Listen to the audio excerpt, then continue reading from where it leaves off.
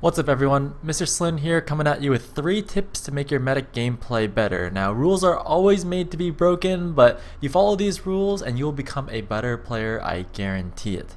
Rule number 1, distancing. Stand at the maximum distance from the target that you're healing. Rule number 2, the 1-player buffer. Keep a teammate between you and the enemy at all times. Rule number 3, no 50 plus damage. You can't take damage from any source greater than 50. Now let's take a moment to go through all these rules in detail. Alright, so when you're healing your teammates, you want to make sure you're not standing too close. Right, so a lot of new players will stand way too close to their teammate. You want to be standing a lot farther away. The beam has a lot of give, and you could actually stand very far away from the person that you're healing without the beam dropping. And so this will prevent you from taking a lot of damage. The further away that you stand from the person that you're healing, the less likely it is that splash damage will hit you, and you'll also be able to create a larger buffer between you and the enemy that you're facing.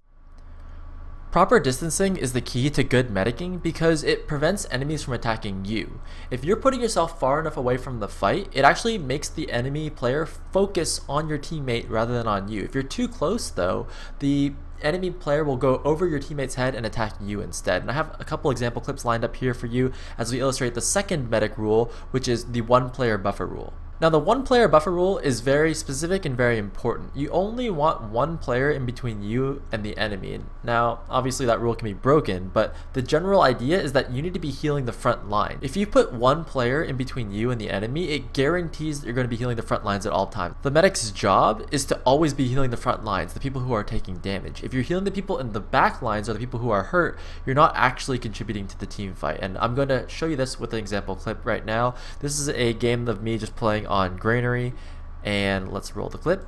So as you can see, I'm on the point here buffing my teammates, getting ready for a last push with Uber, and it looks like we're going to begin walking it on the left side. Notice how I only keep 1 player in between me and the enemy, right? So the demo man leads the way, and now I'm waiting another player to get in front of me, and now the soldier is between me and the enemy, and now I'm focusing on the soldier, keeping him buffed up here, and now I turn around for the scout. Now the scout is between me and the demo man. And now, once the demo man goes down, it's again 1 scout between me and the enemy. Soldier bombs in, now I'm putting the demo man in between me and the soldier. And now again, soldier here, I keep this soldier healed up, and we just keep it going. Always healing the front lines, always healing the closest teammate to the enemy, making sure that we stay sustained throughout that fight. Now it looks like we're not going to win it, so we're going to back off. But that's kind of the general idea right there, is just keep healing the teammate that's closest to the enemy, and that will keep you sustained throughout the entire fight and also keep your teammates in the fight as long as you possibly can. Now I'm also going to show you an example clip of when the situation goes wrong. So sometimes you're going to be playing in pugs or in lobbies or with teammates that you're not familiar with or teammates that aren't playing properly. And what's going to happen in this clip is that one of my teammates that I'm keeping my proper distancing, right? I'm keeping my proper buffer of 1 teammate in between me and the enemy, but that teammate gets a little bit too close and I actually have to back off of that teammate. And the reason you back off is because the enemy player can actually get over the head of your teammate. That will actually force you to back off. So if we roll the clip here, it's the same situation as before, buffing my teammates, getting ready to push last through the left door. My soldier here is going to jump the high ground, and as you can see, there's rockets coming in off of the pipe.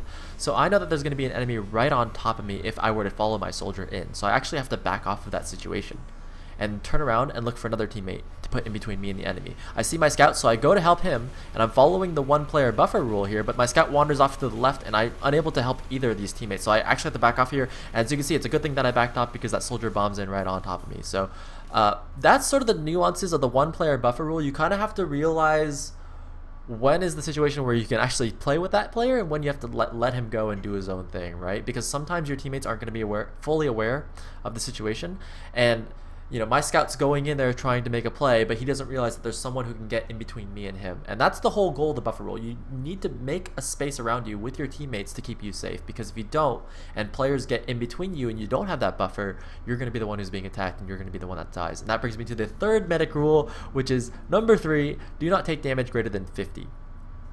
You're going to take damage as a medic, right? It's inevitable, it's going to happen, but the idea is you need to stay above 100 health as much as you possibly can, because if you're at 100 health or lower, that puts you in one-shotable range, and there's a lot of things that can do 100 damage to you, you know, stickies, pipes, rockets, meat shots, snipers, just a ton of stuff in this game. And if you get underneath 100, the way you play as medic becomes a lot more scared, right? You're just not as fearless as you are when you're at 150 health. So the idea is stay over 100 as much as you can, and that natural medic regen that you have will eventually boost you back up into, you know, the 150 range that you want to be in.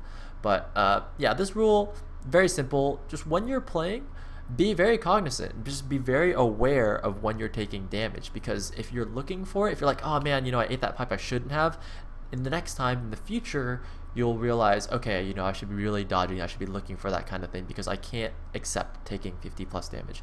You should be trying at all times to take, it's acceptable to take a roller here or there. You're going to take 20, 30 damage, a splash rocket, okay, but don't take any significant damage that puts you into one-shotting range. Okay guys, so I hope that helped you out. I hope you learned something. I tried to condense this video as much as I could into 3 quick tips, and if you have any other feedback for me, leave it in the comments below. I'd love to hear it, and I look forward to seeing you on the next video. Take care.